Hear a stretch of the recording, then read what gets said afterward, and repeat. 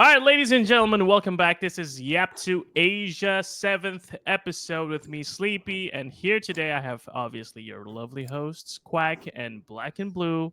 But we also have one lovely man who has been around in Valorant since forever, Skye SG. What's up, dude? All right, yes, you are Skye. Yes. Okay, so before we jump in, we usually do this, guys. So we just ask everyone what they've been up to in the past few weeks since the last episode. Let's start with Quack. Quack, I see you are in a study. Is there some lore about that? Some lore, yeah, a lot of books, but you can tell. Actually, only maybe these few are mine, and the rest of them are just like, I don't even know what these folders are, dude. This used to be my dad's study. Then it got converted into my bedroom. But I've been casting with this backdrop for a while. Yeah, I guess sometimes we've been seeing that a lot. So welcome back. This is your home, right? Yeah, back in Singapore. No longer in a Korean Airbnb. Airbnb. Speaking of B&B, I know someone who's in an Airbnb. B&B. Yeah, I am in an Airbnb. Funnily enough, whenever we have like maybe group outings or there's a trip that we have to plan for whatever reason, they're like, B&B, you deal with the Airbnbs. So okay, that's my job. But yeah, I'm in an Airbnb right now on a different island. The Philippines has many different islands. And it was kind of a nightmare to get here, not gonna lie, because so we flew out here, our planned fly out time was like February 12th or 13th. But when we got to the airport, that's the only time we realized that we actually booked for March 13th. So at the airport itself, we had to buy a ticket and all, and you were like, damn it. Did you at least get a refund on that? Not yet. Processing. All right. Yeah, it takes a while. Nice try. Okay, so now I want to check on how you developed this roster. Because obviously, when you came in and you were selected as a coach for RRQ Academy, you were tasked with that mission of assembling the best players you can find. So what was the approach for you? And, maybe like explain the process a little bit. Like, how did you find these candidates? Were there more promising candidates that you had to pass on, stuff like that? And, how did you end up with this current roster that you have? I mean, I don't know when I can like leak the people that like without the trials. Am I even allowed? Can I even do that?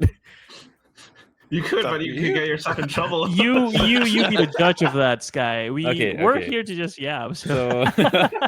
So okay, basically, coming into the team, they kind of had a list of names already for me. I see. And then like honestly, most of the players that are in the team were already a part of that list. They also had like an open like what's it called? Trials. It wasn't really open trials, but like people could submit their names, like to a list, and then like I looked through the list as well, and then obviously coming to the team, the goal for RRQ is going to be to develop Indonesian players. They didn't really want to get anyone that wasn't like from Indonesia, right? Oh, I see. Yeah. Okay. So the main goal was to just have like at least an Indonesian core, and then the rest of the players were like, we'll see how. Yeah. But most of the players were already in the list, and then we had like a pretty big like trial going for it. We had 3 teams, so I think like 15 people that we narrowed down towards, and then we basically just had like trials for like maybe a week or 2. Yeah, I think actually it's about a week. Let me look at the schedule. It was like 4 or 5 days. Yeah, and then it was very quick, like after the first 2 days, I kind of like had an idea of who I wanted, and I think the player that I wanted the most was Woody and Splash. Those two to me were like the most talented, and I think had the most potential. Okay. Someone else that I really wanted was Frostmine. But at that point in time, Frostmine, sorry. Retired. Yeah. I mean, Frostmine is really like one of my good friends. I worked with him in MLT and a little while in OG as well. We've been close for quite a while. So I think I wanted him as like one of my like core members of the team because I trust him a lot. I know that he will work with my vision, and he's a really good guy as well. So I think that was something I wanted. But in the end, he wanted to stay with VTR. See. Yeah, so I let him do as he wanted, and then obviously like other options came up. Nets was there, ZA was there, Yeah. and I think both of them were like always like stand out. Nets has like experience. He's one of the early champions of the game. ZA is like With me, by the way. with you. Okay. You want to cut the Forget list. that. I had to say it. Okay. Okay, so like yeah, then ZA is kind of like not really as experienced, but he's really like smart. He really has a good hit on the game. He's our IGL. So like he's a really great player and has like a lot of potential as well. Yeah, and then like he's basically helping me like guide the team together with Nets. Yeah, and then with Woody and Splash, like, those are just two players with a really high skill ceiling that they have a lot of space to grow. Right. Did this stand out when you were doing the trials? Like, how did you come to the decision? So like, for Splash, it was a lot harder because at that point he was with Ignite. Okay. So Ignite basically was a team with Redco, Thames, Lenny, Kenji, or Zen, Zen, and then Moses. So it was harder to get him into the trials because we didn't know whether he was like fully available or not, and we were like talking to him, trying to get him in. So basically, he only joined in for like how many maps did he play? 1, 2. He played maybe about 3 maps of the trials. Wow. Okay. But I mean, honestly, I didn't even have to trial him. I already knew that I wanted him from the start. I told RRQ like, just take him. Like he has the highest potential to join a franchise team out of like anyone who's like under 20, like maybe like under 18 even. Right? He's one of the highest potentials in the SEA region, and I think like he deserves the shot to show it. So yeah, so I just told RRQ, like just do whatever to get him. I told him that is someone that I want, and if we get the other players that we want to join the team, will want to join as well, because being in the cat team is not just about developing players. Obviously, everyone's gonna win. Like who wants to lose, right? So having him in the team was like a very important part, I think. Okay. Yeah. Can I ask you like just a bit of an additional question? What made Splash stand out that much? Like, what is it about Splash? What is it about Splash? I think it's a lot of things. During the trials, to me, his communication stood out. Like you can tell that he's experienced, even though he's like, not old, or like he hasn't played that much. Right? Why are you saying like that? No, like he hasn't had the experience like compared to a lot of players. Right. But like the way he communicates, the way he plays the game, his movement, the fact that he's able to hold himself back sometimes. Like he likes to overpeak a lot, but like sometimes he knows when to hold himself back and like when not to overpeak. So like I think to me that was like something very crucial to find in a duelist. And like obviously we tried other duelists. We had IC. Everyone always wanted us to pick up IC. We had Emanan as well. Yeah, and we even tried Lilo. Yeah, because at the time he was LFT, right? If you guys recall. So yes, we tried those duelists, but honestly, like to me from the start, like if I could get Splash, I didn't care about anyone else. Because he's just to me that level of like potential that I really want in a team. Yeah. Very interesting. Yeah. Anyone who wants to develop scouting might have to talk to Skye because he has probably some insights into that. To be fair, I think Splash is like a very obvious talent. Like anyone who's looked at the tier 2 scene would be like, yeah, this guy has a lot of potential. Right. Okay, well, you got him, so that's good. We were talking about communication, Skye, and we were talking about the struggles of usually teams being involved with a lot of players from different countries, and so them not having the same level of proficiency in English, so they have to speak in some local languages. And in this case, you have all Indonesian players, and you were saying you can pick up words now. You've been learning Bahasa Indonesia. Is that true? I wouldn't say I'm learning Bahasa Indonesia, but I think like I've been picking up on like small like keywords. Like when they say like like the whole they say like santai.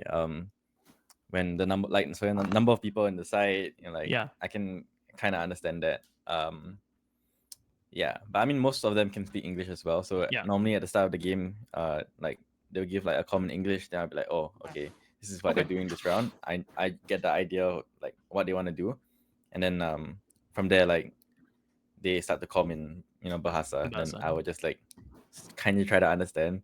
So like honestly, most of the time as a coach, I'm spending a lot of time focusing on trying to like, what are they saying? Like can I hear what they're saying? Which can be a bit difficult, but I think it's just part and parcel of it. And since all of them understand English, like when I talk to them and when like we're doing like mapping and stuff like that, like it's easy to understand and like communicate. Okay. Sounds like it's not that big of an issue, but it isn't. Hopefully you don't run into a case where you actually have to understand Bahasa.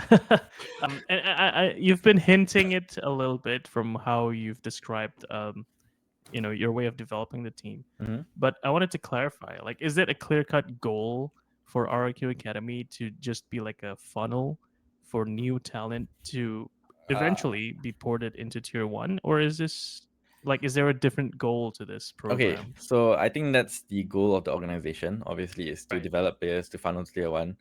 But to me, my goal is to win. So, like, I don't really like super care about developing the players, because to me, like, as long as you win, they're gonna be developed. Right? So like the end goal is the same. Like, it's like a different goal, the same outcome. Like if we win, we're gonna develop players that will be good for Tier 1. Yeah. So that's how I see it, basically. Okay. Yeah, I was interested in the same thing too, because obviously as an academy team, first and foremost, you're like the first iteration of an academy team in the first place, being integrated into the whole circuit.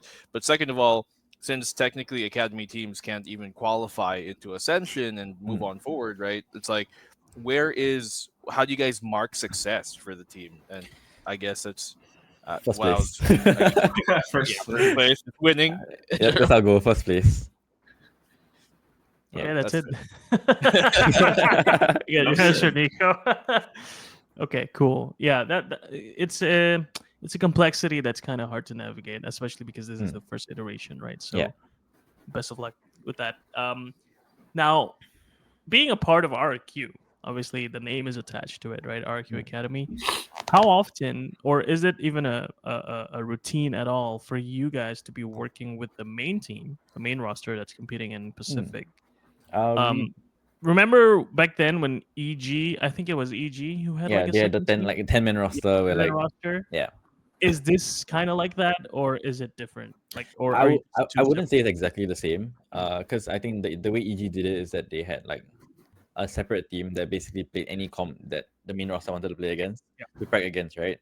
But we haven't really done that for the main roster. We normally just scrim them, and like I think the valuable part for both teams is basically like the coaches are in the spectator slot. So we can see both teams. Like when we have our VODs, we can see both teams. So it's like, how like you watch your own VOD in a tournament, like it helps a lot more because you get to see how the enemy reacts to your movement and like what you do in game, right? So it's the same thing for us when we scrim each other. Like we can learn from the enemy team, like, oh, actually this strat they did was pretty good, like maybe we can adapt it, or like, oh, this is how they reacted to our push, like what can we do to, like, and then we got shut down, right? So what can we do to improve our push? Like, do we change our recon? Do we change the way we flash? Our pathing when we enter site? All these different things. It's easier, when you get to see both sides of the coin. Okay. Yeah. So, like, I don't know if this is even a nice thing to say, but instead of a punching bag, you're like a sparring partner. Yeah. Right? The way we learned about what EG was doing, it's like the second team's like a punching bag. You're just there to be a dummy, like training dummy. Yeah, right? A training. I'd say it's like a sparring partner. Yeah, this is always available scrim partner. Yeah, which is fun, right? Like, because you get to develop your team, and then the RRQ Academy, the main team will also get to learn from what you guys are developing. So I think that's a fun approach. Definitely fun to see what. It's kind of what they do in traditional sports, anyways, right? Yeah. The main team has a group of guys that they always play scrims against. Yeah. Because I guess it's a bit harder for you to arrange scrims in real life, so you kind of have to have that. Maybe they don't have a scrim.gg. They don't have the. Maybe that's an idea. Maybe anyone's interested in that business. Scrim app. Okay. All right. Cool. So you've talked about how you've approached developing the team and what the goal is, and some bits and pieces of what it looks like working. Can we talk about this change a little bit? I don't know if you noticed this, guys, but if you open up RQ Academy VLR, there's a missing player. Yeah. Yeah. So There's only Skye, four. care to elaborate? I mean, I don't think you can go like too much into it. Sure. But basically during the trials when I was looking at the players, right? So 6Key was someone that I felt like had a lot of potential. He put up good numbers, against other teams when he was playing in other teams. And I felt like he seemed to have a lot of potential as a initiator. His timing looked good. His util usage was supporting the team really well. But I think like some stuff changed when he entered the team because I didn't really feel like he was growing into his potential. And then I think there was a lot of issues with him and the team in terms of like personalities meshing. Because again, like my philosophy in the team is always going to be like a family. Being close to each other is like super important. Being able to like banter, being able to Chemistry and vibes. yeah, the chemistry and vibes is super important. But I felt that Nabil never 6Key didn't really find his place in the team, and then which led to a lot of issues in game as well. So unfortunately, like it was just kind of a thing of that, and then his playstyle didn't really mix well in the team, and then it kind of reached a point where like I wanted to see like value in someone else, like other players, and like see whether I can find someone else that can fit into the team better, because I believe right now that the 4 players in my team are honestly like a perfect core. Like they play off each other well, they support each other well, but then we just need to find that one last final piece that is able to like push it to the next level. Yeah. How's that progressing? It's progressing. I mean, this week we had a short trial with a couple of players, and then we plan to, but we're gonna take a short break because we've been grinding really hard for split 1, and I think split 2 is in like quite a while. I think it's in 2 months. Okay. I think it's like somewhere around April. So we have some time to develop the roster and like find the last piece. So we have more players in mind. It's not entirely limited to Indonesians. Okay. I mean, I think that's the biggest like hint I can give right now. I'll take it. Yeah, so we have some players in mind. We are going to see how they do during the trials. I think we'll be starting trials again in 2 weeks. Week after next, I think we'll start again. Yeah. Yeah. So I think we have like 5 players in mind. Okay. Because I think right now what the team is going to need is going to be someone with like energy, like someone like, because there always needs to be that one clown in the team, like that Celsius that gives like the energy during a match that will like, even when you're down, you're still gonna give it your all, Yeah. So I think we're trying to see like someone's personality matches that as well, capabilities as a player that we need. Yeah. Okay. Well, players out there, you heard it here first. If you want to be a part of our academy, you got to be clown. Make sure you can uplift the team's energy when it is needed. So, thank you for that, Skye. Now let's transition. I think it was a good it's a good segue for us because you mentioned about a little bit of scheduling, like your next set of matches will only happen in like 2 months' time. Yeah. And this is a good like maybe starting point for us to discuss what you think about the current format. Now that we've merged challengers from a few of the regions that used to be separate, do you have a POV now that you're in it? Like how was it compared to before when it was a separate league for like each of the regions that are now merged? I mean, I think it's very hard.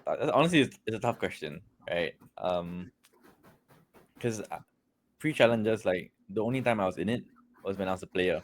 Yeah. Right, and that was pre-franchise as well.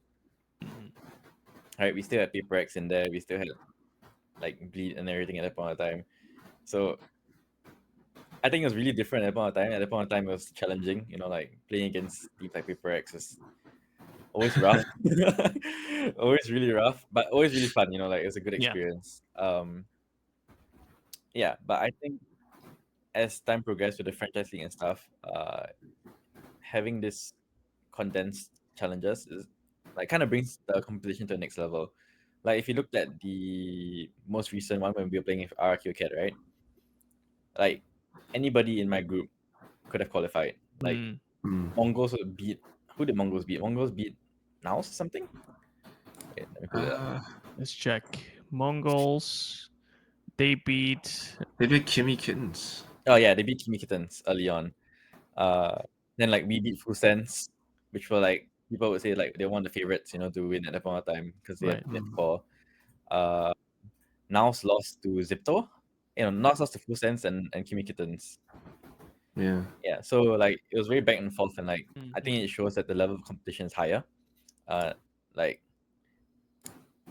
there's not one clear cut like champion, Yeah.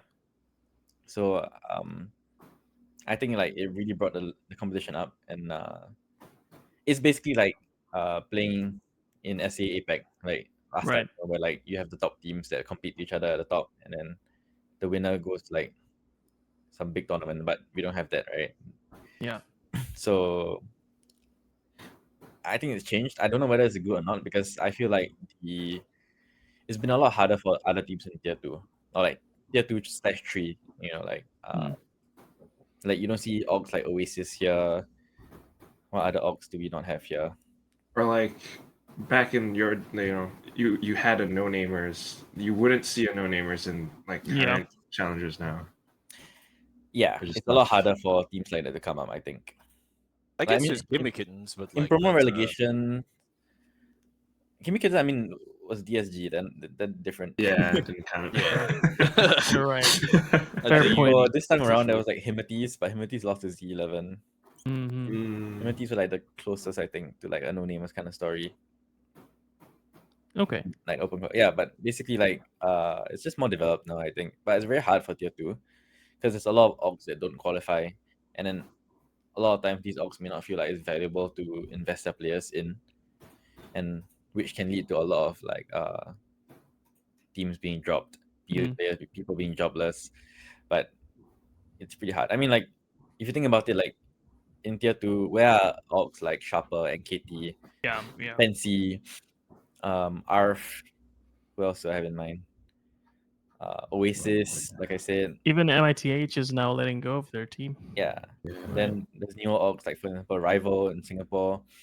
So there's like a lot of different orgs that normally you would see in like the tier 2 scene competing, but they don't get any like as much publicity anymore because like we don't have that anymore, the scene in that way anymore. Yeah, and even if you do qualify and you don't make it out of the group stage, your team basically only played 5 games and you're out, Yeah, so it's tough.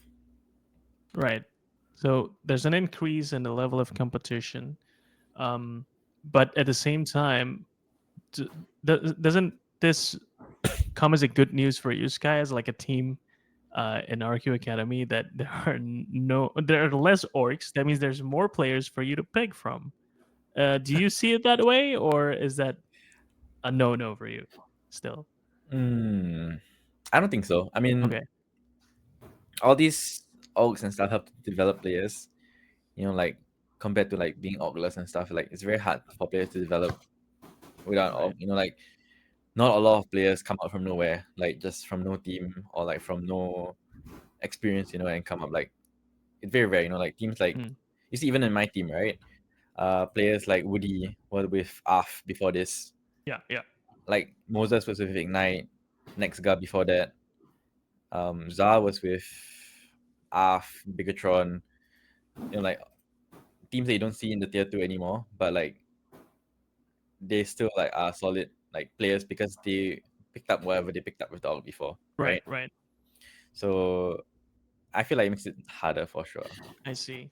Well, that's interesting because on the one hand, yes, the pool is bigger for players to be picked up, but at the same time, it feels like what I'm catching is that these orgs, the stacks, I guess, are necessary for players to be highlighted, for them to develop, and for them to eventually be able to showcase themselves and get picked up by bigger For sure. I mean, teams. there's not a lot of ranked players that get Yeah. picked up. Yeah. Like only ranked players get picked up like in APAC, like Primi, Caron. But even then, he's like a total outlier, right? Yeah, like it's Which very is outlier. Like you don't see that. 1%. Like pretty much everyone else who's in the team have been in other orgs before that. Yeah. Or like other teams that have gone somewhere. Right. Mhm. You don't really see Mhm. anyone who has not gained anything or like won anything to like get into like a tier 1 org. Yeah. So I think it makes it harder for a lot of players. I mean, it's a passion for a lot of people, but this definitely makes it a lot harder for people to develop the passion. Yeah. Do you feel like when you're looking for those players to scout or pick up that you kind of have to, because we talked about, or you mentioned that it does become harder now with the whole scene. Do you think part of it is because of the fact that a lot of the more experienced players would rather go to a team that could qualify for Ascension over, an academy team, and you have to kind of sift through the more unknown or players that might not have as much experience as these other guys who choose to maybe go to a Ascension capable or qualifiable team, because once again academy can't. So you feel like you have to go and sit for ranked demons sometimes? I don't think we really had that problem. Like Hmm. we had a lot of players who could have joined any other team that were interested in trialing with us. So I don't really think that was like a big problem, because I think a lot of people see the academy as a way to get to tier 1, like a different way to get to tier 1. Like you still continue to get paid. You work with I'll say a decent coach, work with other good teammates, and then like you can still develop yourself in a way to get to tier 1. It's not really like yes, winning Ascension. I mean, if you see teams like players that are in teams like Kimi Kittens, Full Sense, Nows, they're not going to join an academy team, right? Because those players are like recognizable and they've put themselves in a position where like they can win, right? So obviously they're not going to join, but other players behind that, they see like academy teams as an opportunity to go to tier 1 or to develop themselves. Yeah. Nice.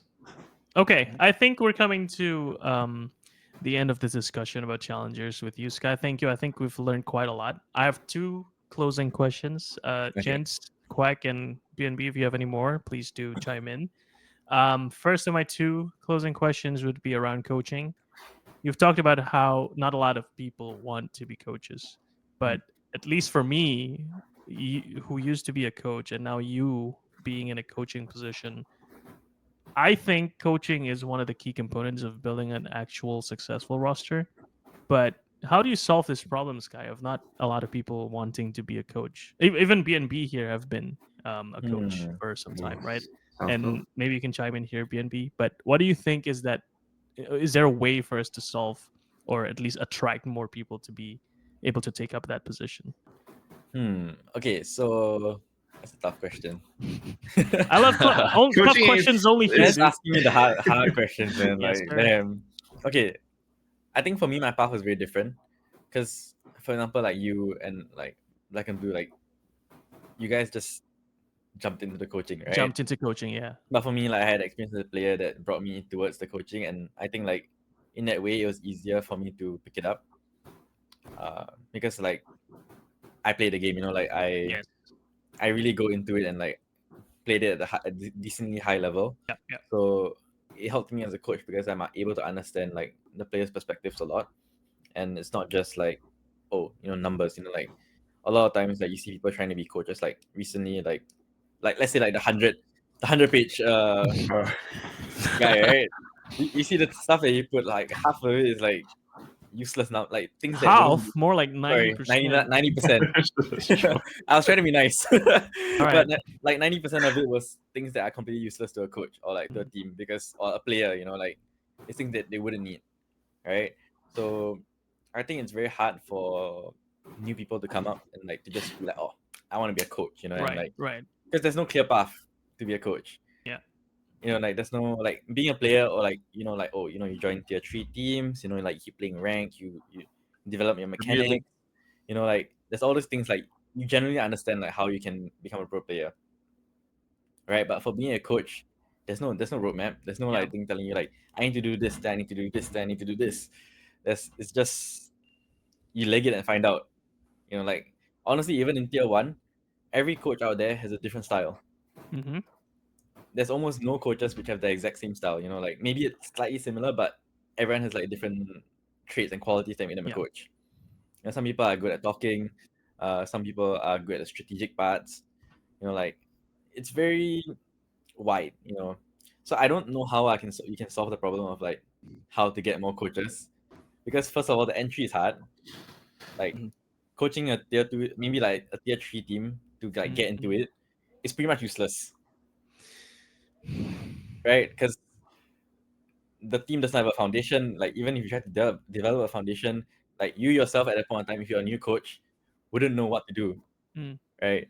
So, and most of the time, like tier 2, tier 1 teams wouldn't like just take someone that has no experience, right? So entry is difficult. I think it's very hard to solve that problem. Yeah, it's like one of those job postings where you have to have like 5 years of experience. Yeah. Right? And like For an entry level, Can't get experience experience, because how are you gonna start even doing it, right? So to me, like a lot of it, honestly, is just forming connections. I think that's like the most. It's to me that's how esports is. You know, like it may not always be about like the amount of experience you have or like the amount of like how good is your work. It always comes down to both your work plus how you talk to people and the people you know. Yeah. Right. Without that, you know, then you're not gonna go anywhere. Yeah. Nepotism. Nepotism. Yes, sir. Yeah. That's how we get it. All right. One final question. So we talked about how it's a problem that we're seeing less orgs, right? It's gonna be another hard question, Skye. Don't expect anything less. In your POV, like what would solve this problem of us getting in less and less orgs to support and develop players from the ground up? I don't know whether I want... Sorry. Was that? First. No. Yeah. So that's basically it. The question to close it out. How, in your position, in your POV, in your experience, like how and what would help this problem that we have? Okay, so I wouldn't want to be in Skye's shoes right now. I don't want to be in my shoes. Can I like get off? Call a friend. Okay, so I think it comes down to a lot of factors. Right now, like I heard, for example, like tier 1 orgs are allowed gambling sponsors. You know, like that was, I think, a very big thing. That like that news was pretty big when I heard. Like people were like, oh, you know, like maybe this is what tier 2 needs to get money injected into them. Right? But in the end, like they said, oh, only tier 1 orgs can do it. Like tier 2, like you don't have permission to do that, right? So maybe that's one option to keep orgs interested because they get a source of revenue. Other than that, maybe like increasing prize pool of tier 2 or like maybe developing a new system. So similar to franchise, maybe like tier 2 can also have like pay them to play the game, you know, like a league kind of thing, right? Because right now, honestly, we are like in the league. Yeah. Right, but the difference is that we have no support from Riot. We're just playing for prize pool. Right, so maybe that's another option. I think that will keep orgs interested. And controversial, but maybe like the soup thing may not have been the best idea. Because I see like 400 people watching soup. Okay. Yeah, so but I think like those are 3 options, you know, like mostly either just like allowing more sponsors to be put into the game. Number 2 would be to inject money directly into the teams rather than spreading out among a prize pool. And then number 3 would just to have like a better platform for people to view the games. Yeah. Okay. Anything to add, gents? BNB, Quack? Soup is tasty.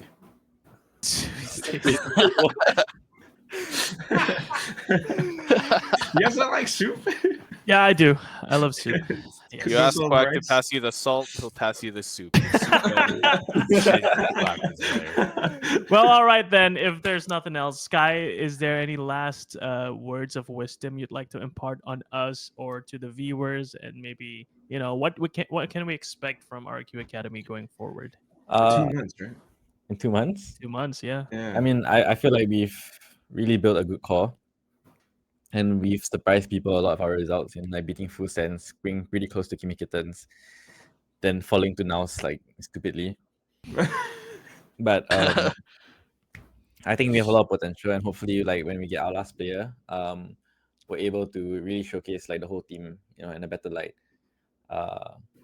Definitely our goal is to win, so I just really appreciate like everyone who supports us, and like watches our games, and like all these different things, like it's really helpful, and like I really appreciate it, and I'm sure the team does as well. Awesome. Love Good it. stuff, Skye. Thank you so much for being here today and sharing your insights into the scene. John, do you post We're- that? What is this? I was wrong, guys. Stand corrected.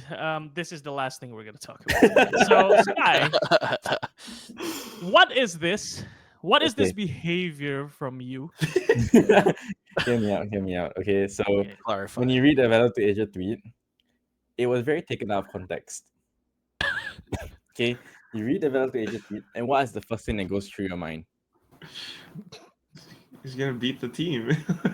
Yeah. Nice it's try, about- Quack. He's gonna That's beat all them the off. content that went through your mind. He's gonna beat them off, you know. I just tweeted the first thing that came to mind,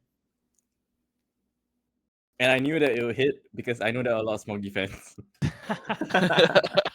You know what? You're smart. I respect that. Smart I man. respect the guts too for tweeting that because I know you know that people will get on that. Like Yeah, That's a good farm. That's a good it's farm a right good there. farm. It was Yeah. funny. It was hilarious. respectful farmers. Skye. Narrate followed me because of that. Oh, nice. All right, cool. With that, I think that it is time for us to let you go, Skye. Thank you so much for being here with us. Oh, we hope to see you more, and hope to see RRQ Academy do better, even than they are already. So thank you, and we'll see you again. Take care, Skye. Thank you. All right, and we are back. We did take a bit of a break to let our dear friend and lovely caster and lovely yapper Paperthin back in. Welcome back, Paperthin. We did ask everyone else what's up, so it's just you now. What's up? I'm chilling, just doing stuff that I don't know. I can't talk about it, but yeah, doing Well, stuff. thanks. I bought a new piece of luggage on Valentine's Day. That was Oh, the Okay, so exciting the thing I wheel did. kit. Yeah, the wheelies, dude. The wheelies on my other ones, like the little rubber around the outside, Yeah. was like coming off. So like the wheel was like Oh all, like, no. Okay. off color is balance. it? That sucks. It's black. So, but I Aw. didn't care about the color too much. It was more like I was in the store, and the lady, like, first of all, she's just like, "Wow, your Korean's so good," and I'm like, "Okay, let's." I'm here to buy a suitcase. Like, let's get down to business. So she was like showing me some, and then she's like, "Show me this one." She's like, "It's got a cup holder on it," and I'm like, "Yes." Sold. We're so it's like the crappiest cup holder you've ever seen. It's so thin. It's a little indentation on the top. Yeah. I'm like, there's no way this is gonna hold anything. Even one of my friends from PUBG, he's like, dude, you're gonna like spill off of this, and I'm like, 100%, I'm gonna put a drink there and like start moving, and it's gonna fall over, and I'm gonna spill on the floor or something. But yeah, that's been All right. the interesting thing with me. Nice. Very eventful. Love it. Illustrations. Okay, so last time we spoke, gents, so we were talking about Pacific, obviously. My only question is, was there anything surprising for you guys?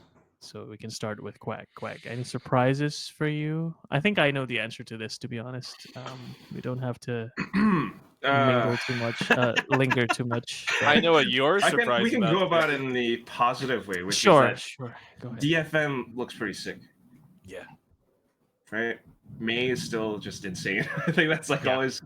always been happening. But the rest of the team is like right there now, especially with like Akami and stuff. Like there are these moments where all of a sudden the whole team just comes together. I think was it Jen towards the end of it as well. GN, Like the one game where Jen steps up. Heck off, dude.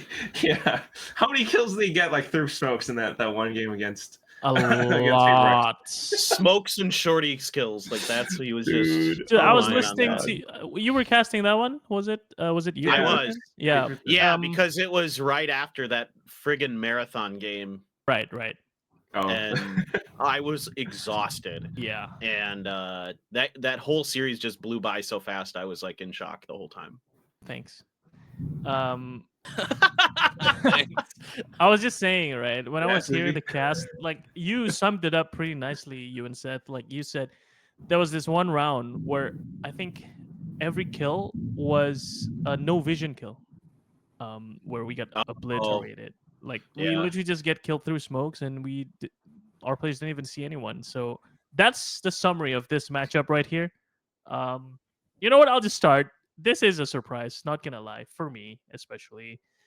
But honestly, having some time to think about it, like it's been 2 weeks now. We let it simmer a little bit, and thinking about it, I think it's kind of inevitable at this point.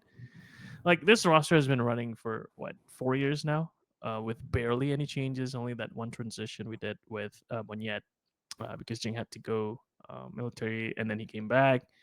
I think to sum it up, uh, all the other teams just caught up, dude. Especially DFM. Like the highlight is this 13-1 loss to DFM, because DFM 2 years ago didn't even win a single match, and now they beat us in this fashion. So honestly, it's good things and bad. Bad because obviously, but good because this is huge progress in the Pacific scene, and we kind of knew about this going into stage one or kickoff rather, right? Like we knew this 2025 is going to be bloody as hell, and we knew the caliber of teams going into kickoff is just that much higher. But we didn't expect a 15-1, dude. Like On this- Pearl too. on Pearl too, yeah. Like So- maybe DRX's best map ever. Yeah. And so I was shocked. That's why I was even more in shock. Not only was I tired, but I didn't expect. I predicted PaperX in this. Like the first time I went against We all DFM. did. Yeah, you all did. we all did. Because I was so concerned about what I had seen from DFM in their previous match, and I was like, God, they look a little still uncoordinated. Like GM isn't fitting in.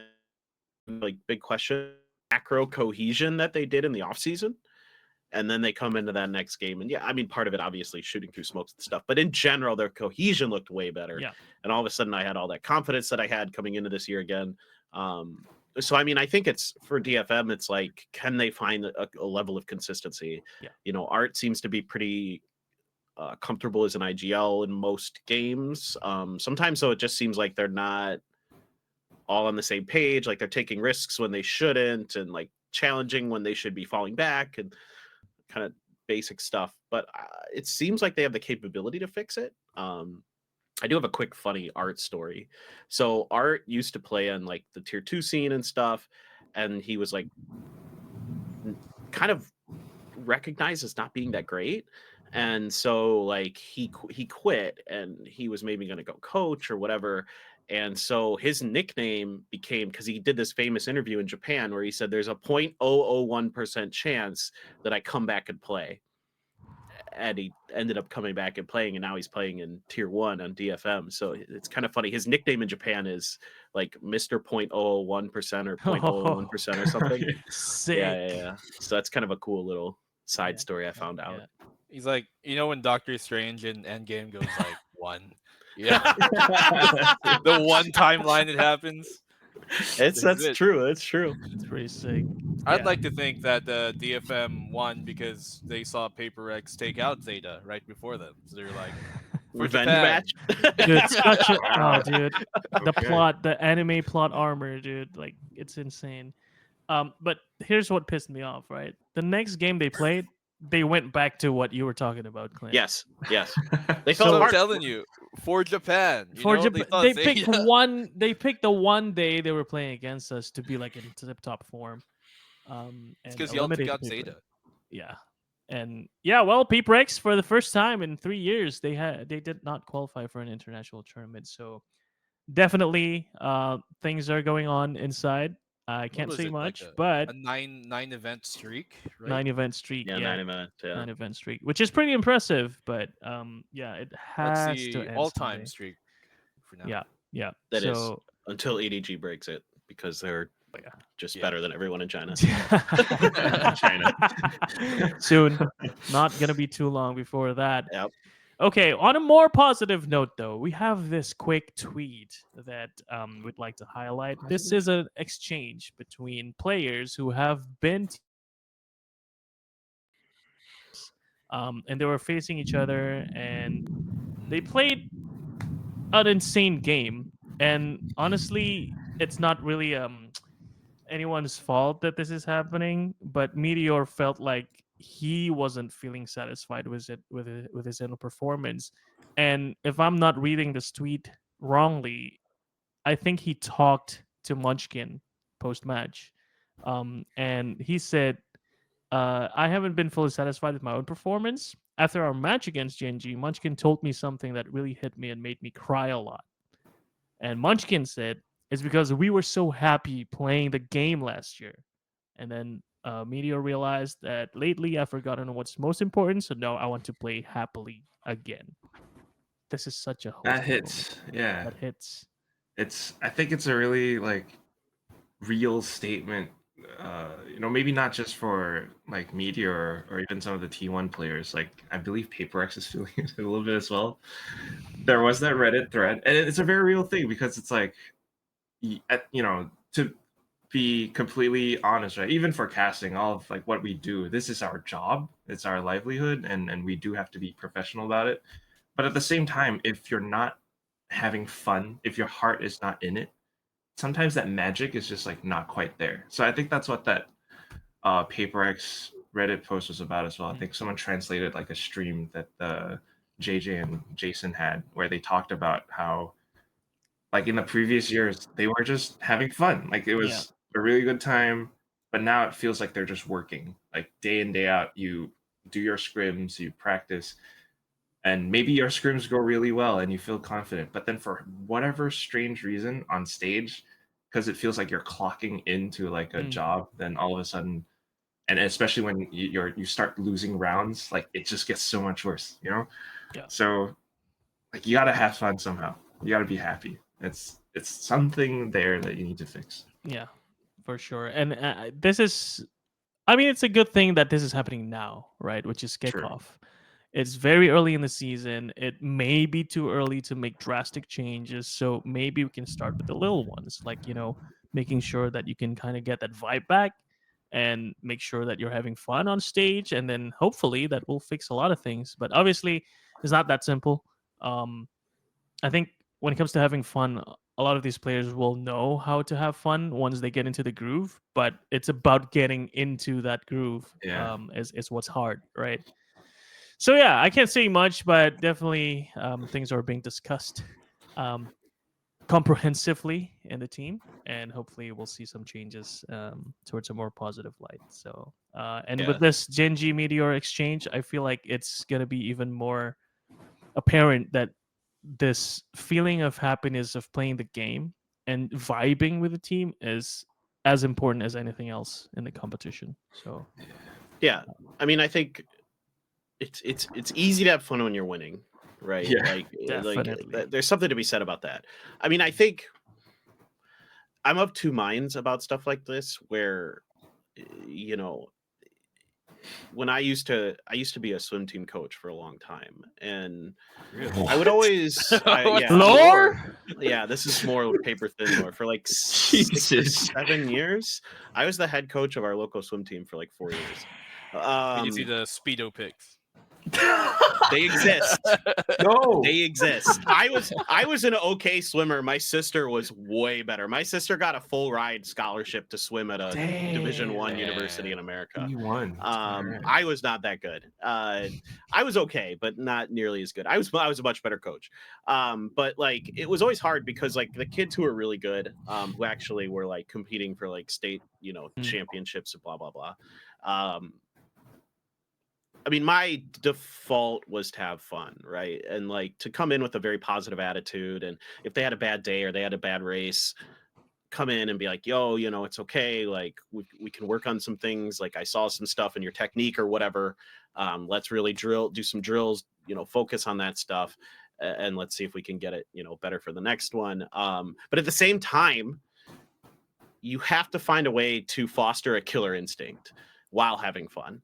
Like, it is still serious, and there is some level of that has to be understood and embraced by players, in my opinion.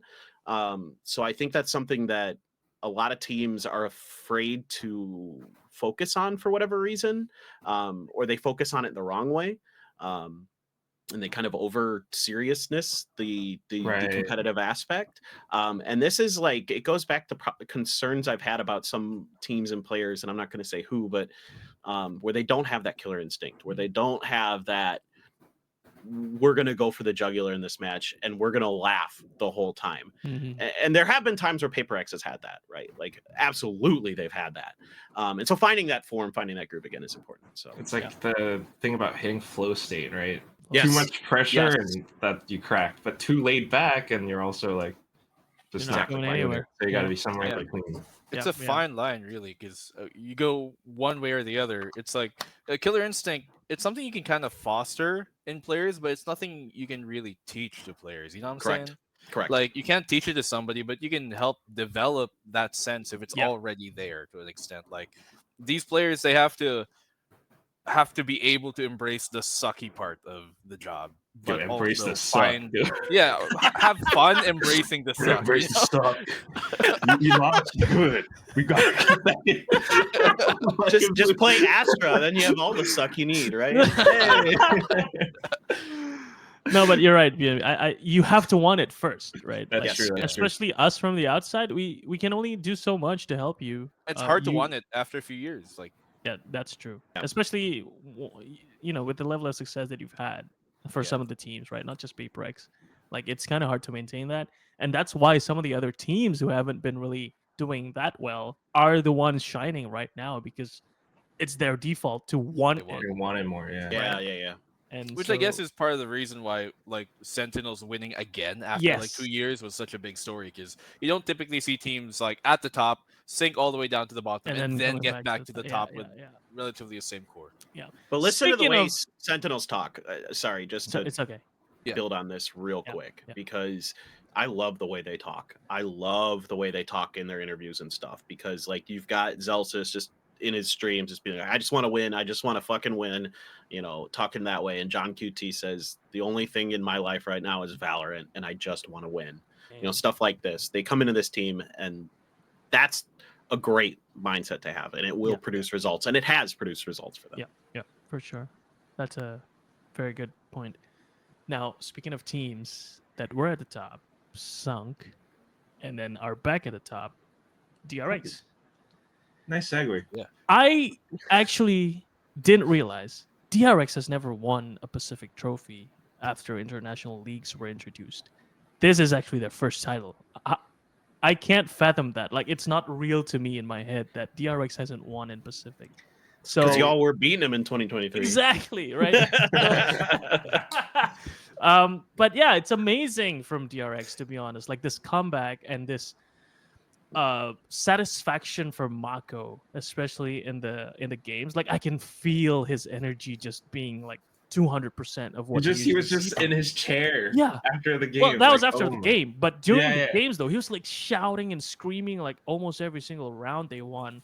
And this is the most animated we've seen Mako in like the past 2-3 years. And this is related to what we were talking about. It's obvious that Mako wants what he wants, which is to win, and he achieved it with young talents that are unproven. And obviously it hit Bane really hard, because Bane was just crying the whole time. Such emotions coming out of DRX. What did you guys think of the finals, guys? DRX versus T1. Obviously T1 was the favorites because of the stacked roster, but DRX making this comeback, it's got to be a bit of a surprise to at least some of us. A little bit, I guess. I think no, go ahead, please. No, you go ahead. Well, you were casting, I was casting. Yeah, you were casting. And I had changed my prediction by this match to DRX, just because they looked a little bit cleaner. Not much, but a little bit cleaner overall. I think T1 is still, obviously they brought in Carpe for the final week, right? And that kind of was a little all over the place, but eventually it's sort of stabilized enough to at least get them to Bangkok. So that's a whole topic unto itself. But DRX, I think just had really good form. They had a great read on the meta, right? Like, they were an early adapter of Taeho and an aggressive adapter of Taeho with Freeing, who just is a great fit for this agent. I have a lot to say about that potentially. But Yeah, they wanted it, and I think Termy's just a phenomenal coach. Can mold whoever, wherever into this, and they had a lot to prove here. I mean, with Bane, right? He wasn't even supposed to be on this roster coming into this year, right? It was supposed to be a ton originally, and that didn't work out. So they brought Bane back, and just think about what he had to prove. And man, he didn't light up the scoreboard with the frags, but he was on point with his util, dude. He was really, really on point. So he's clearly embraced this role player hype guy role. The whole team's hype as hell. They're all screaming and yelling on stage now, which is awesome. There's a lot to be really hopeful with this DRX roster. They look like one of the best versions maybe ever of this team. Oh, okay, hold up. That was good, but I'm not sure if we can jump to conclusions yet. I do have maybe not 2022, Istanbul, but yeah. Well, Clint, I mean, do you think, granted, the best teams in the best region right now in Pacific in general is Korea, but do you think the fact that they only had to go through Korean teams kind of helped their case out? They're a bit more familiar with what to expect, especially for the coaching staff who've been playing with these guys and against these guys for a while. That's a good question. They only went through Namshim, T1, and Genji. I mean, I think they definitely match up better against that style of play, right? I think the more off the cuff, a little bit more wilding teams would probably catch them a bit more off guard. That being said, I think Freeing does a really good job with his Taeho utility, for example. He's a much better off the cuff Taeho than a lot of the other Taehos I'm watching in the other regions. A lot of the other regions, it's a lot of set plays, it's a lot of combos. DRX definitely does some of that, of course. Yeah. But he has great reactions, especially with the concuss, where he does stuff that other players don't that I see, and that I think really enables him a lot. But I think a team maybe they run into an RRQ or even PaperX, might throw them for a bit of a loop. Yeah, yeah, might throw them for a bit of a loop. So I think that's a good point. But the good news is that most of the other teams in the other regions play more Korean style. Yeah. So they should match up well. Cool. Quack, any thoughts? You were saying something? No, I mean, I was kind of just thinking back to the whole if we're still on DRX, it's really the whole coaching thing. Termy, kind of following on from what we had with Skye earlier on. Yeah. Just I think we don't see enough, or we don't highlight enough. We kind of underestimate how much the coaches really provide for the whole team, because even with the win, it's just you see Termy smiling like that. Yeah. It's so satisfying for him, not just Mako. But part of the reason why DRX is so successful, of course the players play a part of it, a pretty big part, but the strats and stuff that they run, it's the whole DRX system, and it's still very it has that Termy influence or Termy flavor, and it's definitely still there. Yeah. One question for you guys: how do we prevent the reigning supremacy of Korean teams from this point? Because it's starting to look like it's what's going to happen moving forward. I want to hear the Southeast Asians on this one. Yeah. Okay, interesting. He just deflected it back to us, but I would deflect it further. BNB. Why don't we start with you? Do you feel that though? Do you feel that this is? I wish I had an Uno reverse card on me right now, but I don't know, man. I think C is in a precarious situation where, first of all, I don't know how beneficial the current system is for the tier 2 scene in C anyways, and that's the only place you're going to get C talent. Right. Second of all, the current teams that are already in tier 1 are kind of struggling in general for various different reasons. I do like RRQ though, and their trajectory right now. I think they could even end up as the best SEA team if PaperX continues with their trajectory. It's very, very realistic to see that. But I don't know. I think Korea also has a kind of a leg up just on how much tournaments and support they got early on compared to a lot of the other scenes who kind of had to share some of it. Vietnam came in super late, for example. Hong Kong, Taiwan was kind of a mixed bag. So you're not getting teams from there. So the only real options are Thailand, Malaysia and Singapore, Philippines and Indonesia. And that's a whole hat and a half away from failure sometimes, to be honest, for most of these teams. I mean, you don't even have a full Thai team in. Talon are like, they have 2 Thai players at best, sometimes 3 on a good day, but Surf went to Academy. So, yeah, there's just so little to go around. And then some of the best players are kind of stuck in T2 anyways. I don't even know how to fix it at this point. And it's difficult. It's difficult, man. So Like, we're doomed, is what you're SEA is saying. kind of in a tough spot. But Quack, what do you think? My take is that like is it really like I feel like, I mean, you know, people, we can always say anything, and it just feels that way right now because the current teams are like really on top. Partially, you know, we can say that it's because it is in Korea, so like maybe they get to go home and stuff. They feel very, you know, at home with everything.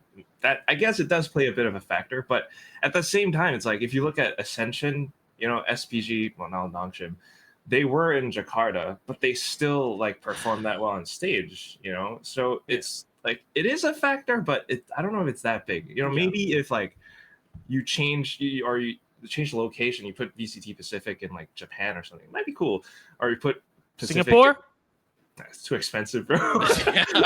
In Bangkok, Hey, maybe. it'll be nice. Bangkok, It's I think close. Bangkok Maybe is Bangkok, possible. Manila, I don't know. Right, who But knows? even if you put them there, what if the Korean teams still are on top? You know, then what can we say?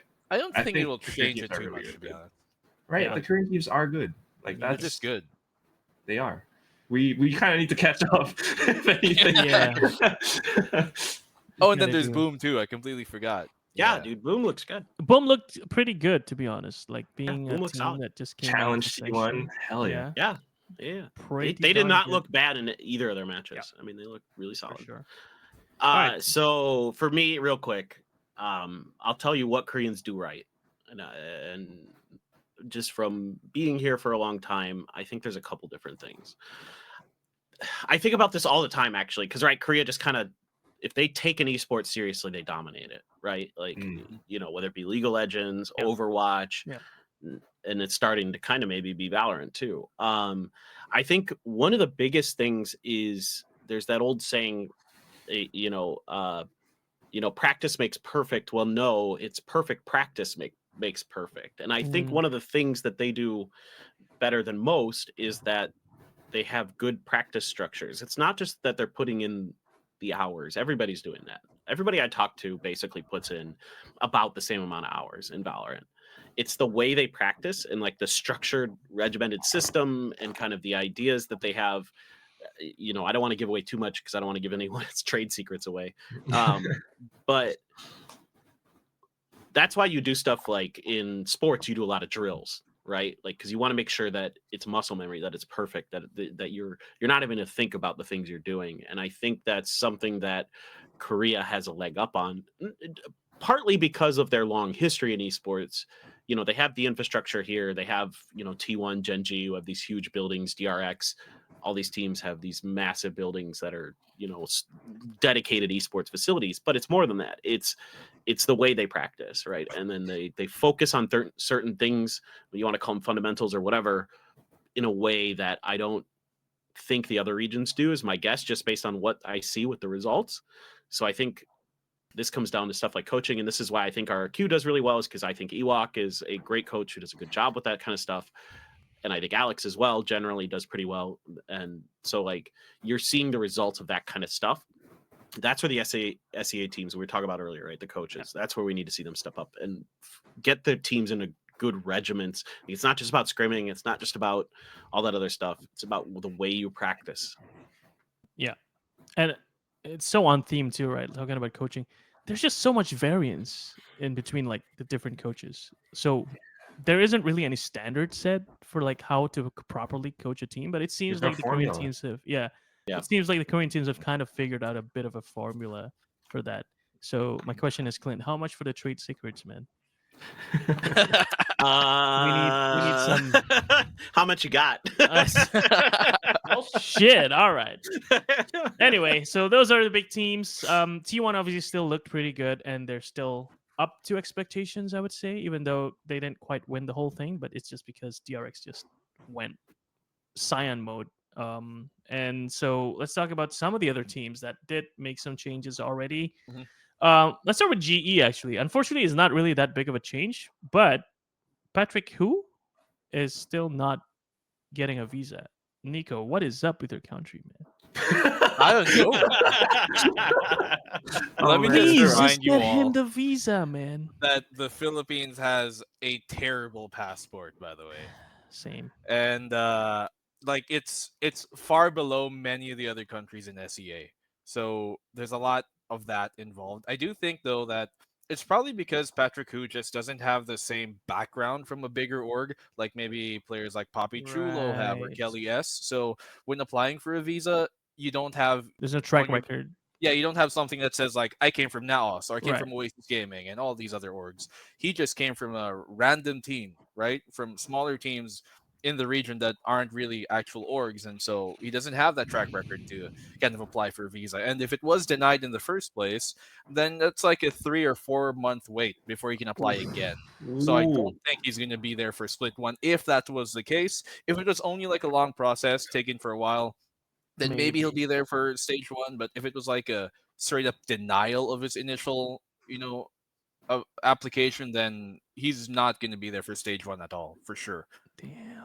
It's It's like like 3 or visa 4 months. office, so they're thinking like what, like, oh, so we don't know like which proper org you're from. So if you leave the country, you're not coming back. You're not coming back to the Yeah, Philippines. Like that's what's up. basically. Yeah, Oh, basically. man. And especially if it's like one of your first times flying to a visa country, even before you get there, at the airport gates here, they will question you and they will interrogate you for maybe even an hour. And they'll be like, what are you planning to do there? Who are you with? Are you in a relationship with somebody? Let me see on your phone. They will interrogate you. Seriously. Oh Yeah, Wow. Is this They what do Mika not- goes through every time? Not- she always posts about it. To So. be fair, once you've done it once, they're much more lenient on you. Right. But your first time flying Your out, first especially time. to a visa country, especially for something like this where it's kind of work related, Yeah. then they are very strict about you not ruining the Filipino name abroad, I guess. Oh wow. Okay.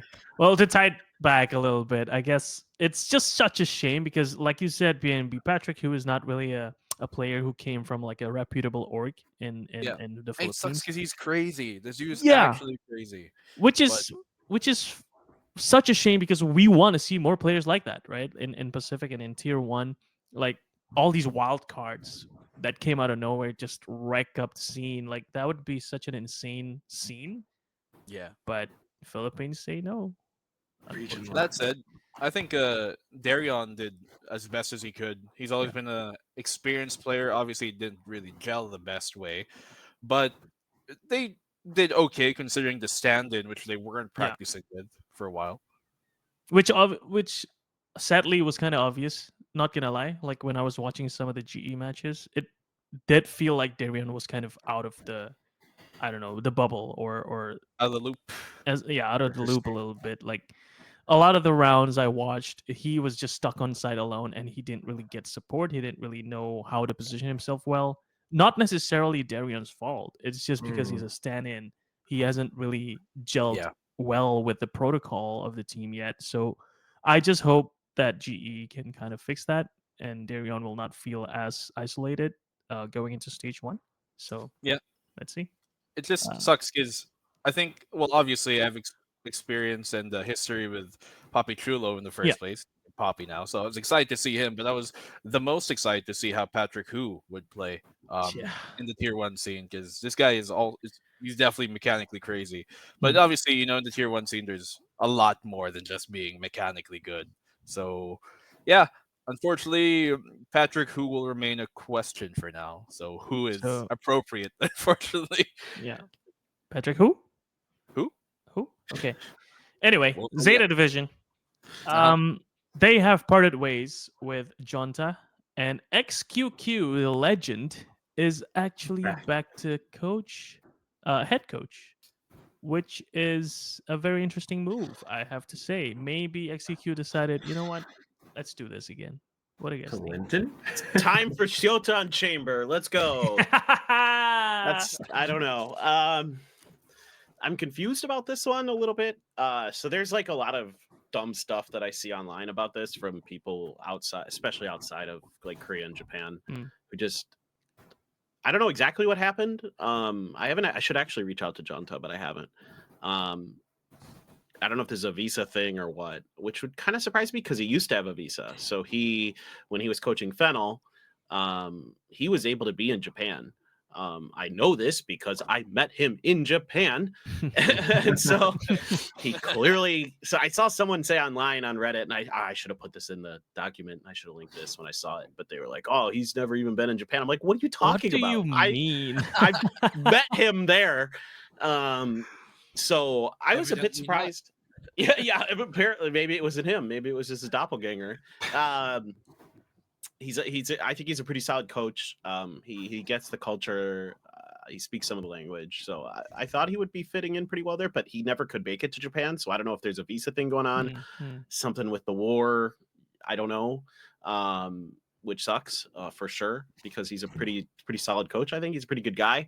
I mean, XQQ has decent results as a head coach, frankly, with ZETA. So you can't, I mean, he's not the best, and their teams are kind of flopped most of the time when they get to international events and stuff. But he's gotten that ZETA team, into a third and a win at a last chance qualifier for champions. So for what that's worth, maybe something happens here. I don't know.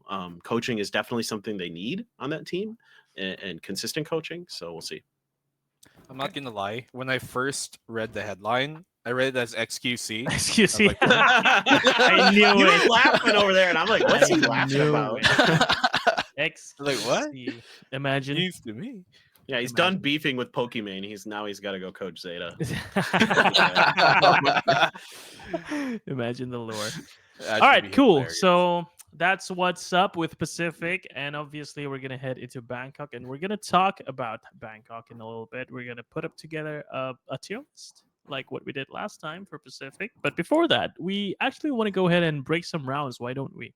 So I put down here 2 rounds from the same match between T1 and DRX, and this first one, I feel like this is just a highlight of how fresh the playstyle from DRX is. So this is round number 16, 8-7. Mako starts off with a trade with Buzz, and Flashback is holding the side on his lonesome. And it's kind of showing T1 is just having that good structure of approaching, entering a site, right? They pinch him from both B main and from heaven. But what I want to highlight here is actually the response from DRX, especially from Hyunmin and Freeing, being super fast, just trying to retake the site before they get the chance to plant a spike. And this showstopper by Hyunmin is actually insane. Like, if you think about it, it's such a narrow angle. That was a safe default plant, but he still got it. And then his aim got that second kill for his teammate. And what I love about Freeing here is the spacing. He didn't rush to help Hyunmin to get into the site together. Instead, he used Hyunmin to be a bit of a bait so that he gets to know the position for the last person and just finishes the kill. So this feels like top DRX to me. Like, there's a lot of it, right? Like, there's fresh talent from Hyunmin. Obviously, you can see his mechanical skills is insanely good. But at the same time, there's also that coordination, I feel, and a bit of a better understanding of how to approach a clutch situation, where in this case, it's Freeing, just making sure that he doesn't get caught before he gets a chance to shoot by using Hyunmin's body. So all in all, this feels like a good representation of DRX's state, which is 1, very good coordination, 2, fresh talent in like Hyunmin and Freeing, which are new players, by the way. They only recently joined us last year. And I feel like this is a good good representation of what DRX plays like in like all of the games. Yeah. What do you guys think? I agree. 100%. Good. Yeah. No. I mean, I think like DRX has got a lot of flexibility. They've got a lot of set plays. Like, there's a lot of good things going on there. They've like clearly Termi and company have learned lessons and they're implementing them. And you're seeing it, and that's why they're winning Pacific. So, and I'd like to talk about a little bit. I've got one from T1, just kind of highlighting some of the discombobulation, I'll call it. Obviously, part of it is Carpe coming in, but just in general on Bind, and I thought this is a great round. So it's only Izu who ends up getting tagged by the KO knife there. Meteors and Hookah locking that down, and Izu's kind of holding an angle, but they're going to get pretty decent information because DRX realizes that there's someone around the corner. The Gecko's probably there, so they're going to throw out the Armageddon, right? So, and then they're going to send Hyunmin in. Now, Stax lands a great counter knife right there. Bam, hits Hyunmin while he pops his ult, so he's got that shut down. But then Izu steps out and gets iced, and this looked like it was a pinch play to try to isolate Hyunmin and take him down, and instead Hyunmin's able to turn it around because Izu steps out ahead of the rest, and then Stax and Carpe kind of press when they don't need to.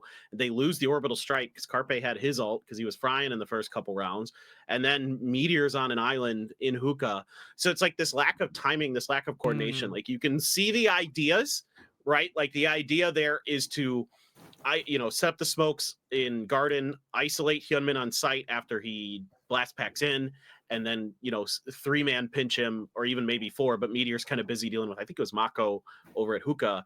But they're a step too late, and Izu's a step too far ahead. Right. And Izu ends up losing that duel. If Izu wins that duel against Hyunmin, it's a completely different round. But because Hyunmin wins it, and they don't have anybody there to instantly trade, Hyunmin's able to find another kill, and it's Carpe, and they lose that ult for the post plant, and it's just like kind of a disaster there. Sure, Buzz I think saves the op in the long run here, but it's like little things like that that I'm still seeing T1 struggle with that they need to fix if they're going to have a chance at making a run at Bangkok. Damn, love that. Yeah. This is actually what I noticed as well in the games watching that finals. Like it just feels like DRX is a much more solid, coordinated team. Whereas we did see glimpses of T1 being super good, in terms of their coordination and their set plays, but like you said, it's the little things that kind of just throw them off the rails a little bit, and it shows.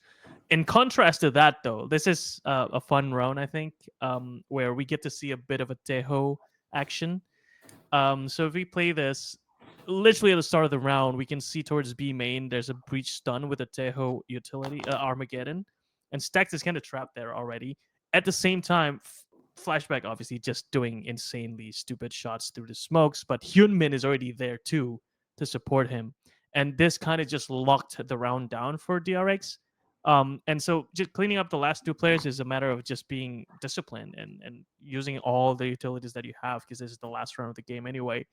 And Stax obviously in a 1v5, 1v4 after this trade that's going to come soon, it's a little bit too much to ask. And so just keep this playing, Joandy, so we can see the reactions. Of Stax standing there? Come on. Mako, look at Mako over there, right? That's the best.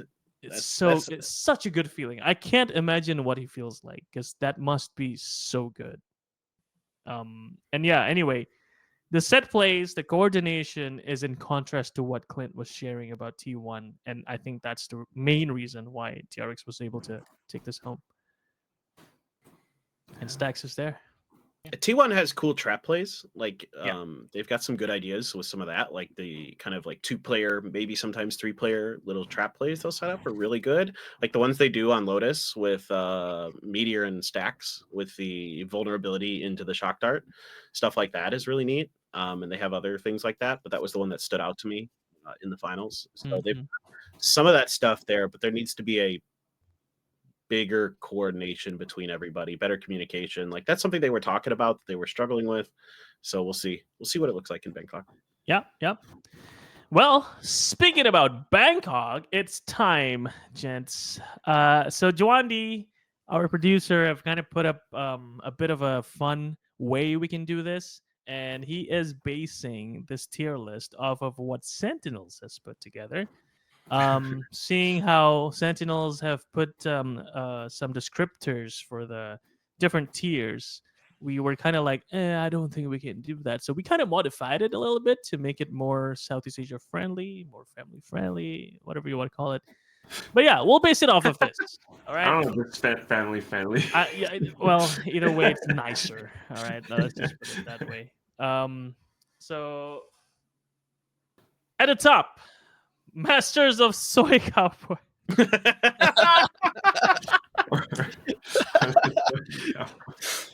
Okay, Who was it that said this? I think it was Black and It was Black and it was Blue. black and blue. Black and Blue. Okay. They're nodding. Black and Blue, give a bit of a He nailed it. context. This What is is you Soy get Cowboy? gold star. The only thing that comes to mind for me is I remember in Ascension Bangkok, me and Dax walked to 7-Eleven like late at night, like 2 a.m.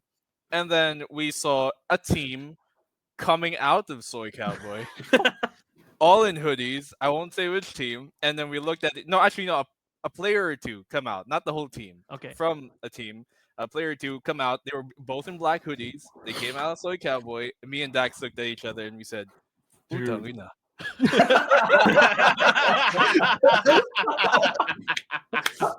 I'm pretty sure these teams I think they got recommended after these little incidents. Yeah. Putang ina. Just a forewarning for any teams that are going to Bangkok. Yeah, Stay yeah. away from Soy Cowboy until Yeah. you've been eliminated. Then I'm go sorry out and have you've fun. been eliminated. Do not Yeah. get distracted. That's all. Yeah, I say. yeah. But Sokai Boy is a very cultural Cultural. spot. Yeah. It's Yeah, a good place Visit to a visit, temple or something. God. but The just don't melting do it pot. when you still have a match. So do it after. Okay. Yeah. So after Masters of Soy Cowboy, we have first losers. We're just gonna pick it up from Sentinels. But for third spot, we also have can't handle spicy food because food in Thailand is spicy. So you better watch out, by the way, for teams who aren't used to spicy food. When you get food in Thailand, just watch out for those spice levels. Can't handle the heat. Can't handle the heat. Don't do it.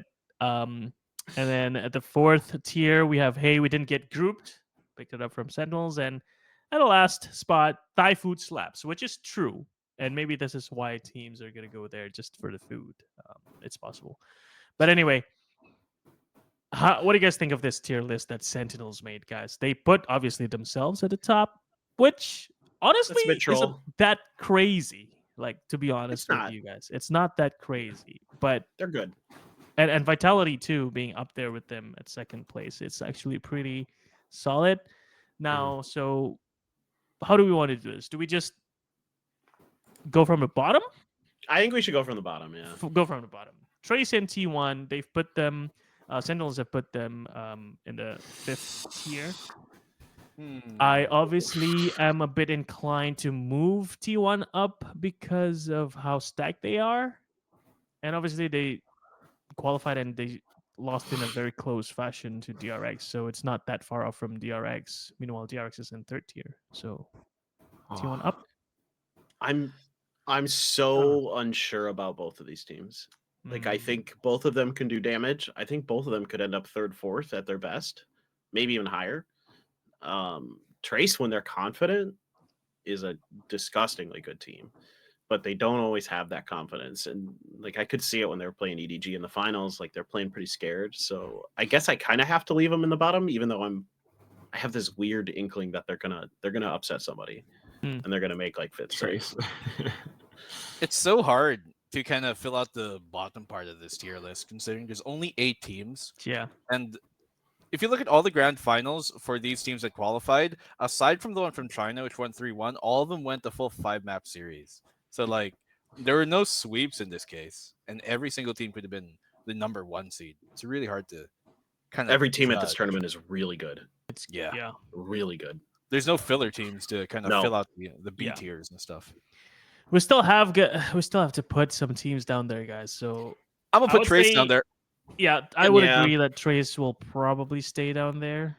And now that we look at the other teams, I don't think T1 can make it past this tier. I think like so much of this depends on EDG's form. Yeah. To me, like, what are Yeah. they actually? Are they champs EDG or are they the rest of the year EDG from last year? Right. Yeah. I don't know. The I beast don't. seemingly got awakened in China after they lost to Trace, and they were just like, "Oh yeah, that's right, we are world The champions." double 13-0s, yeah. Yeah. I'm just gonna be the bad guy, I guess, and we'll keep T1 here. 'Cause, No, like, I think you're not the bad guy for that. I think we kind of have to agree that T1 might stay here. like we do want to see T1 move up for sure. Of course. But currently, especially like after that grand finals, I don't know if like 2 weeks is enough time for them to Yeah. really. Their map pool's just not deep enough. That's what's gonna kill them. Yeah. too many teams already don't want to play Pearl, probably one of their better maps, and their bind is not great. Their split's not great. Their Lotus is okay. I don't know about their Haven. It didn't look great. Like their map pool's all over the place. Like Fracture, they're okay again, but not against DRX, and like that's where I'm concerned about T1. It's just the map pool hasn't looked clean enough yet, and they need to stop playing Vice. Meteor just can't play Vice. Like they gotta stop this. It's just not. It's not unless they really figure something out in a week. Yeah, he's great on ISO, right? But yeah, his Vice, like if you go back and watch last year, right, he's almost exclusively playing Killjoy and Cypher. Yeah. And this year he's like Vice, Chamber, some, the other agents. But I think he's just better off the info Sentinels than he is on Vice, which is a controlled style Sentinel, right? Like you're trying to revisit T1 and Stage 1, and hopefully they'll be back a lot stronger. Okay. Yeah. So I guess we can now, settle then, yeah? All right. Thigh foot slaps for Trace Esports and T1 Esports. All right. Yeah. Let's move up. Hey, we didn't get grouped. Yeah, it depends on EDG's form. I agree. But for the sake I think they'll show up. I think they're going to end up higher than this. I think they're going to beat somebody and at least be third, fourth. I think. I think they're going to be locked in. This is so tough, actually. I did say, as one of my hot takes, that EDG winning was not a fluke. So, but like, don't butt me on this one. Don't butt. I mean, I don't know, man. Whenever I watch EDG, especially playing against international teams, I feel like the other team, which is generally sometimes a better team, like maybe a team from NA or Americas or EMEA, I feel like they should be able to punish what EDG are doing, but just don't, because EDG are just better at executing their idea. Like, it shouldn't work on paper sometimes what they do, but it pans out, right? Because you got superstar power, and sometimes that's good enough to win you there. So I think, as Clint mentioned, they're probably going to take down a top contender team that nobody was expecting, but then ultimately fall before they get deep, is my expectation. Okay. So they run a very different style than a lot of the teams you're going to see here. They're very info heavy. Like on almost every map, they're running Sova Cypher, which nobody else in this tournament really does. So that's anymore. Correct. So they're playing a little bit of an older style. The real question is like, can they hold up to the Tejo execute heavy style teams like Sentinels, like DRX? Against G2, I think they're going to struggle if it comes.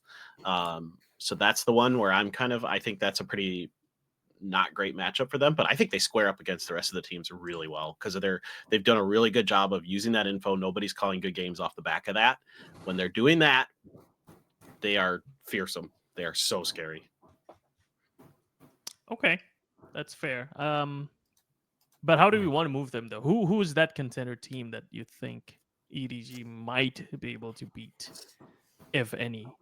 Because if you think they are beating some of these other contender teams, they might have to go up. I think they probably beat Liquid, but I think they can beat. I could beat anybody of the other three, other than G2 is the only team I don't feel confident for them for some reason. Yeah, G2 is super solid, honestly. Yeah, but the other three, I think DRX, Vitality, Sentinels, they can definitely beat. I think they could definitely beat Sentinels. I think it's a good matchup for them, actually. Yeah. Yeah, that's what I had in mind as well. So maybe EDG might have to move up, which means we're going to have to skip ahead a little bit. EDG move up to maybe third, fourth.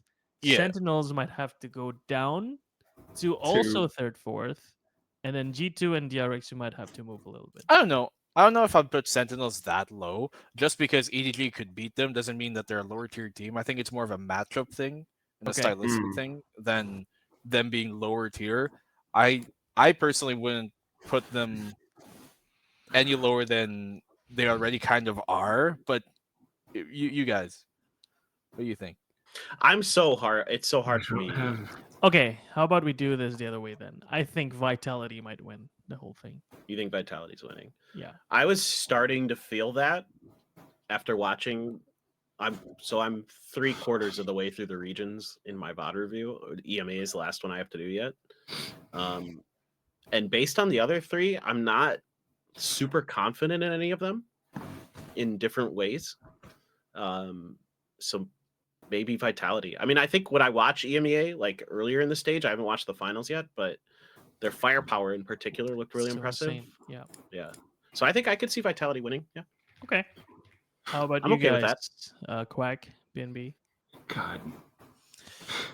At the top, it's so Yeah. hard. Look, okay. I mean, they won Yeah, in okay. EMEA because Safe was just out for revenge, right, against Liquid. And they ran a reverse comeback, right? A reverse sweep. So Yeah.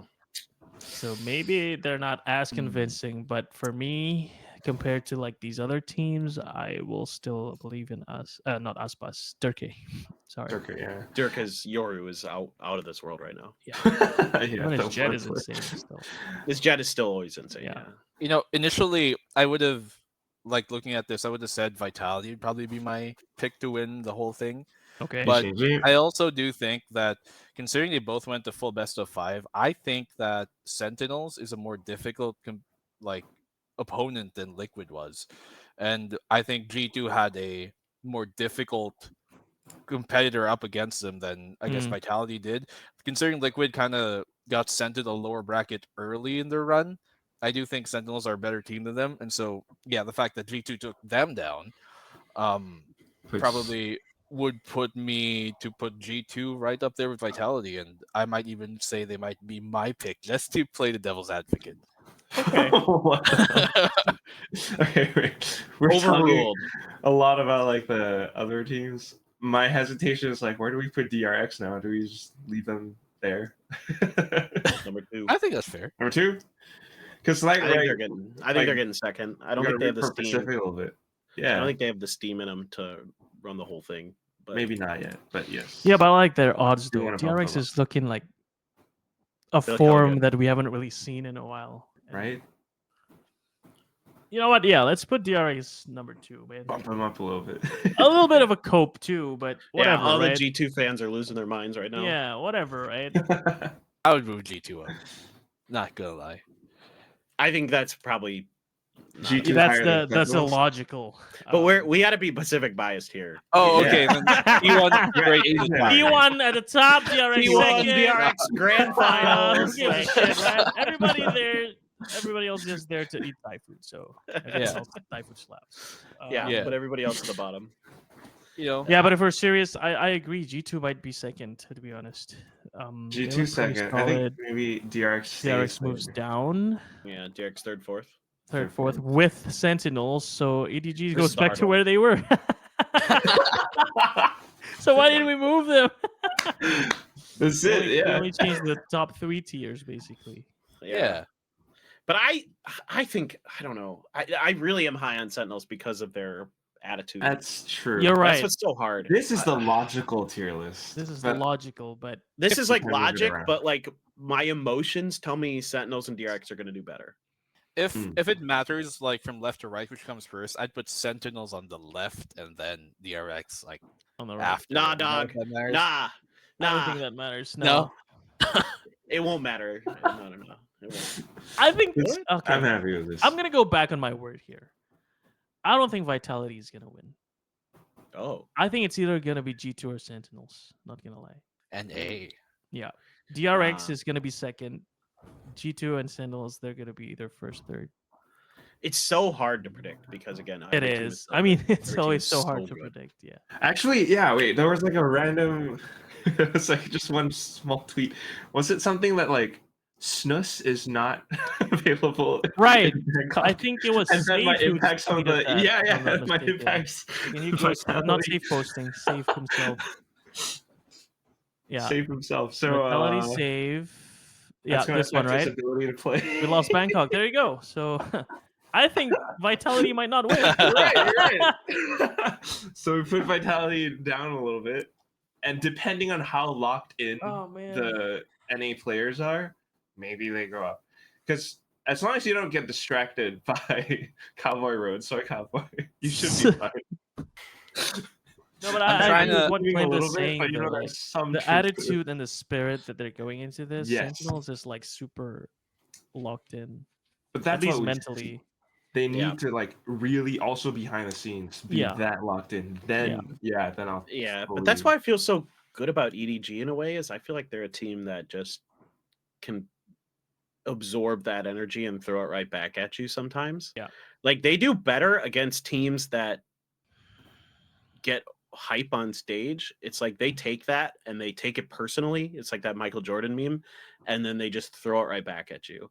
Like, you know, last year their champs run, it's like Heretics and all these teams are just like popping off on stage. The EDG is just right there because you got Kong who's just gonna throw it right back at you, and even some of the other players are kind of getting vocal. But I don't know, it's so freaking hard. It is just sitting here looking at this. Like you could convince me that just about any team could win this thing, and I'd believe you, and I'd be like, yeah, sure, I could see that. competition's tight. Yeah, it's I'm trying to figure out which of the Western teams have more sheltered players. You know, 'cause, What? like, going off of that. I'll like, take it. I'll take it. We probably have to go down this road. one trip to the night market to chat to chalk in their stomachs. You know, Okay. Oh, whoever You're might talking be the about, most like- sheltered. No, this is so relevant because Istanbul. That's what happened, man. Oh yeah, Yeah, Who was yeah. it that get hospitalized? Divide. The big What guy happened from. Casters. No. He was a player. I think it was. well, all the Artist? casters got sick. Artist got actually sick. got sick, right? He got I know hospitalized. Divide All the was casters the last had one, their too. own bout of food poisoning at some point. Yeah. So there you go. I think this is relevant, BNB. Thank you for Yeah. bringing it up. You know how players like to party. You know what I'm saying? Yeah. So like, I think One then night like market G2's maybe the That's it. safest. Like I think they're pretty much just like the chillest. They don't really go out much kind of guys. Right. Sentinels is a bit. True. They're like social. I feel. Plus they have Yeah, Jogamo. yeah. Jogamo Sentinels you'll is- find downstairs chatting you up for sure. Yeah. Jogamo, yeah, he's a little bit more outgoing, but Okay. He's from So- Cambodia, so he can take the I think food. man, maybe Yo, G2 does actually. just win this shit. I don't know. It's so freaking It is all even though we are separating them into tiers. Jogamo 2 trophies, huh? Is think this this is fine. time? Let's leave it this way. Let's leave Vitality and just say Durka gets a trophy again and All right. Any Exactly. final changes? Yeah, it's a save option for me. Not gonna lie. Ah. Vitality at the top. I like what you did there. Good joke. Black and blue. I demand a bad pun. Welcome. It's a safe option. So yeah, I think this is it, guys. Yeah. All right. I would leave it at this. I'm comfortable with this. Masters of Soy Cowboy. First losers. Dude, I demand Derek to go Soy Cowboy if they win. I disagree. I don't think this is first losers. I think this is first winners. They got the free time to roam around Bangkok after. Right. No, they'll be in the finals. But they'll be in the Oh, they'll finals, be in the dude. finals. They Never won't have mind. time. That's That's third, fine. fourth are the real winners. They're the ones who That's get to- You're right. You're right. Oh, well, then actually, I think we should flip the tiers then. Can't handle spicy food should be last. Dry food slab should be because I you don't can't know. handle spicy food. Well, we you were just making drop a out. joke on the way Sentinels made their tier, so Yeah, we just kind of modified theirs a little bit. All right, sorry for taking it too seriously. Okay. yeah. But yeah, this is our tier list, guys. This is YAP2ASIA's Bangkok Masters Bangkok 2025 tier list. We have Vitality at the top, winning everything and becoming the Masters of Soy Cowboy. We have G2 at second place. PRX and Sentinels will be up there together, third, fourth. EDG and Liquid, they're going to be there. But hey, at least they didn't get grouped. Is that true? Like 6 teams go to the playoffs? Fact check, Joandy. I think it's Four. It should only be 4, right? pretty sure it's 4 guys. Yeah, Then Four, they four. do get grouped. This is a wrong tier list.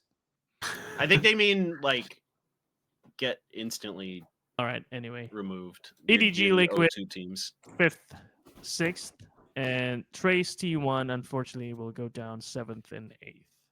Let us know what you think in the comments. You can feel free to flame us for anything. This is just a tier list. It's whatever, but I feel comfortable with this. So I there you like go. getting flamed. All right. Okay. I don't know if we want to do YAP Predicts because this is basically the end of today's episode, guys. This is 7th episode. Thank you for watching. Maybe we have a bit of time to reflect on the results of last That's what I was gonna say. episode's Yeah. YAP Predicts. How about we do that, Johnny? Can you I pull want to them gloat up? a little bit. All right, fine. Look, you don't have to look at Who's the the winner? results. I'm broke as shit. I got 0, I think. Did anyone else get 0? All right. All right, let's go down the Who will win slides. VCT Pacific Kickoff? Predictions We number all- 1. We all dropped the ball here. Yeah.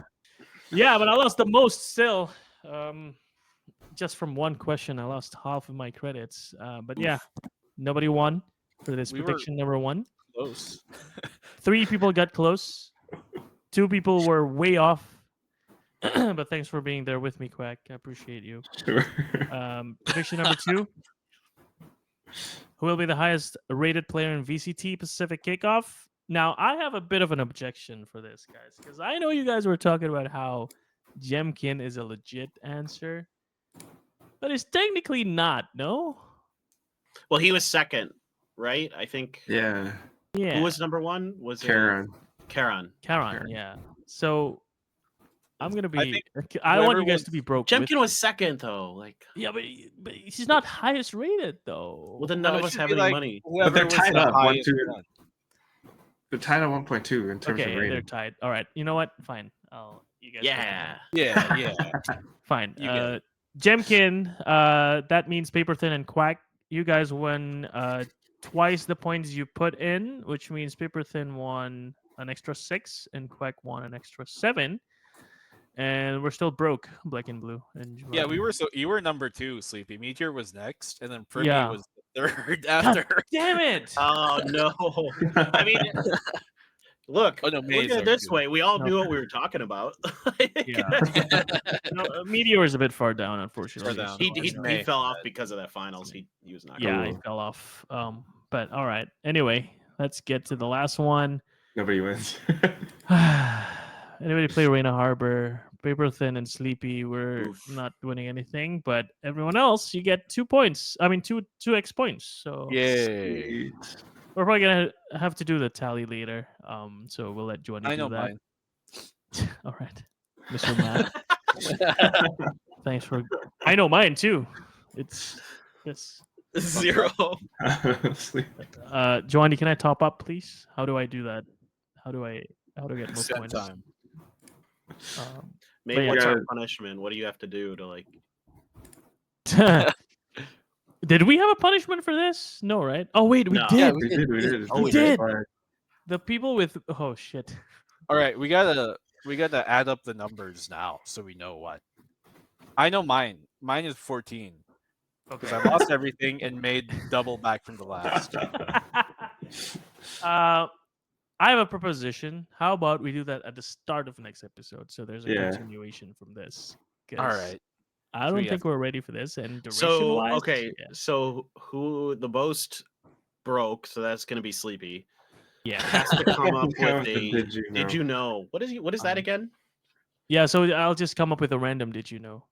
Oh, like okay. a Did fun you fact. know that yeah, a fun It's fact. like a So- fun weird fact. Okay, that's cool. Yeah. Okay, I'll do that. Next episode. Look out for that, guys. And who has the most bucks? Is it black and blue? All right, you know what? Let's do the Might math be. now. We're gonna do the math. This Look is at the amount. 0 for everyone. So 0 for everyone. don't look Yeah. at that. Red one Next. doesn't matter. Who bet the most here? Jemkin, Quack, that you got 14 from Yeah, this. he had 14, I got 13 for 12. Paperthin. Oh, 12, sorry. 14 and 12. Next. Paperthin voted yes here, so it's Quack with yeah. a total of 24? I got the highest. Yeah, Yeah. 24. That's Yeah, a yeah, hot 24. take. All right. Nice. yeah. Quack. And then we have to defend it.